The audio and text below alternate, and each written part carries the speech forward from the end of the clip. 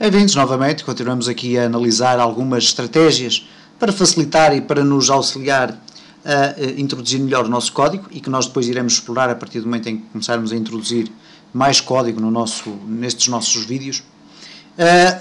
O que eu vos quero mostrar agora é a utilização de bookmarks. Os bookmarks, que são também um tipo de técnica muito usada em outros tipos de software, são exatamente o quê? São marcadores, ok? São marcadores, isto é, permitem-nos selecionar um determinado espaço e classificar aquele espaço como sendo um ponto de interesse, ao qual eu depois posso aceder de uma forma mais rápida, para não ter que andar aqui a vasculhar de cima para baixo na tentativa de encontrar um determinado método, por exemplo. Para trabalhar com bookmarks, o nosso IDE fornece-nos aqui este conjunto de opções, ok?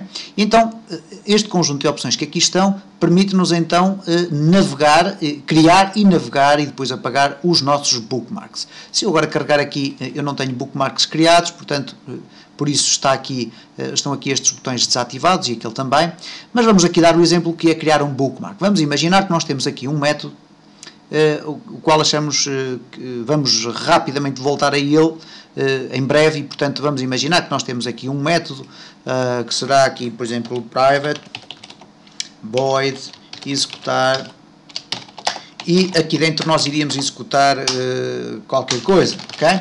Iria ser um método que iria executar. Cá vou eu agora colocar aqui um comentário também para definir alterar aqui o aspecto da forma como eu posso ler o meu código. Vamos então aqui ver o que é que eu posso fazer com o bookmark. Vamos imaginar que eu vou agora aqui centrar a minha atenção no evento load, e estou aqui a escrever, mas quero rapidamente saltar para o método, ou neste caso a função que eu criei do executar. Eu sei que ela está no fundo do meu código, mas se eu for aqui à minha forma e adicionar aqui mais um botão, o que vai acontecer sempre por defeito é que quando eu tento adicionar aqui o evento click, ele vai ser colocado imediatamente a seguir à última linha de código, o que vai tornar às páginas tantas difícil encontrar o meu método executar.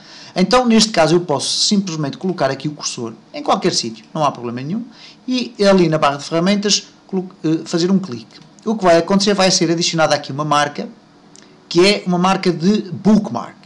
E reparem que agora automaticamente já ficaram ali disponíveis as possibilidades de eu poder circular para o meu bookmark. Ora, como eu só tenho um, reparem o que é que vai acontecer. Se eu estiver aqui a implementar código, agora vou fazer aqui uma asneirada qualquer.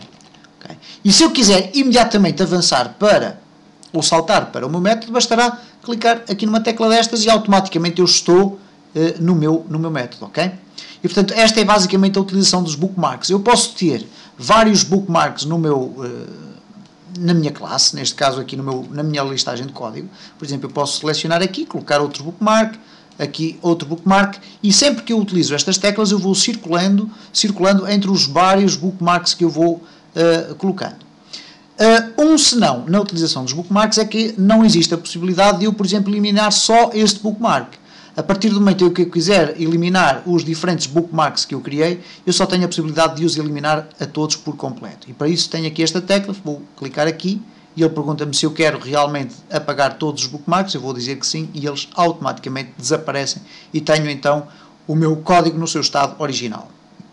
Uma nota importante, ou algumas notas importantes: a utilização dos bookmarks não tem qualquer espécie de influência na execução do código e, portanto, nós podemos colocar os bookmarks que quisermos. Eles têm apenas importância para o desenvolvimento da aplicação, neste caso para a introdução do código, e, portanto, se a aplicação estiver com bookmarks, não há absolutamente problema nenhum ao nível da execução, nem ao nível da performance.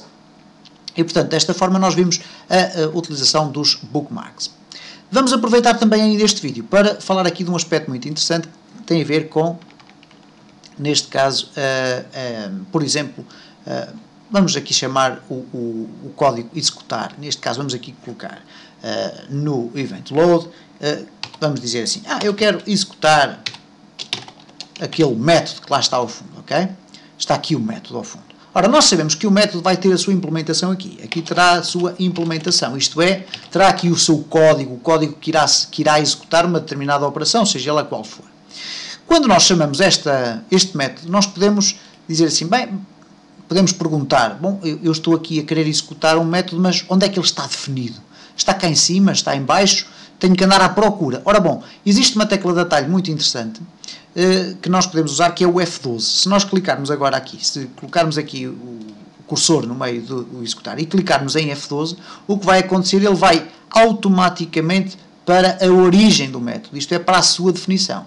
Reparem que é exatamente aquilo que, deixem-me ver se aparece aqui, ora, o edit, ele vai aparecer aqui algures, penso eu, que irá aparecer aqui, provavelmente não, mas é uma das formas de eu poder ir para a sua definição. Vamos lá ver, ora bem, executar, go to definition, e cá está, ele automaticamente vai para ali. Eu não percebo porque é que não aparece aqui no go to, cá está, sim, o F12, eu que estava a ver mal, e portanto a tecla de atalho é o F12. É evidente que eu poderia ir aqui pelo menu de contexto, clicando com o botão do lado direito do rato e go to definition, mas vou utilizar aqui então o F12 e automaticamente eu tenho esta possibilidade de ir para a implementação. Isto funciona não só dentro do documento que eu tenho aberto, mas funciona, por exemplo, vamos imaginar que eu tenho aqui a classe teste, que já tem aqui o método somar, e que eu aqui na forma principal, que é este meu formulário, eu tinha aqui uma chamada, uma criação do objeto, neste caso cltest, t é igual a new cltest, okay? E depois chamava então o t.somar, ok? O que é que acontece? O t.somar, neste caso, ele precisa de duas parcelas, vou colocar aqui 10 e 20, ok, tudo certo, cá está. Eu digo assim, bom, eu tenho aqui realmente esta classe, a classe está aqui, facilmente encontro o método, mas vamos imaginar que é uma classe que tem 100 métodos criados.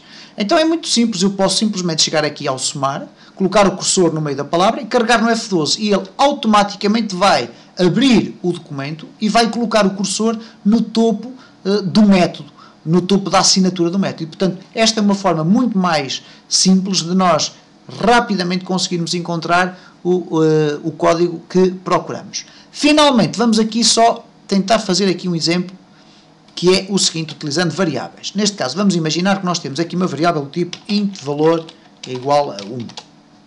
E a determinada altura do nosso código nós íamos utilizar aquela variável valor, uma vez que ela está aqui definida e como está definida na raiz da minha classe, o que vai acontecer é que ela é visível em qualquer método dessa classe. Então, eu vou fazer, por exemplo, imaginem o seguinte, colocava aqui int resultado é igual a valor mais 1, ok? E tínhamos aqui, por exemplo, int outro é igual a valor, por exemplo. E estamos, neste caso, estamos aqui nestes diferentes métodos, estamos sempre a falar sobre, ou estamos a referir sobre uma variável que está definida ali no início. Se nós quisermos saber onde é que a variável está definida, bastará carregar no F12 e ela vai automaticamente para a sua origem, ok? E, portanto, neste caso, regressou aqui ao topo da nossa classe. Mas nós podemos fazer quase um processo que poderemos considerar quase inverso. Isto é, eu quero, esta variável, descobrir todas as definições. Find all references. Enquanto o goToDefinition vai puxar o meu cursor para a origem do meu objeto, o Find All References vai fazer o seguinte, vai criar aqui uma lista, onde vai dizer em que linhas é que a minha variável é referida, ok? E isto é muito interessante porque nós podemos utilizar este método para descobrir onde é que a variável está a ser utilizada ou alterada, porque muitas das vezes estamos a tentar apresentar um resultado e o resultado surge com um valor inesperado e, por vezes, isso resulta do facto de nós estarmos a alterar o valor da variável num determinado parâmetro, num determinado método. Então, neste caso, nós podemos então fazer simplesmente isto. E não é necessário que seja na sua definição. Nós podemos chegar aqui, por exemplo, aqui no valor, clicar com o botão do lado direito do rato e depois escolher Find All References e automaticamente esta listagem vai-me aparecer com a identificação de todas as linhas onde a variável é utilizada.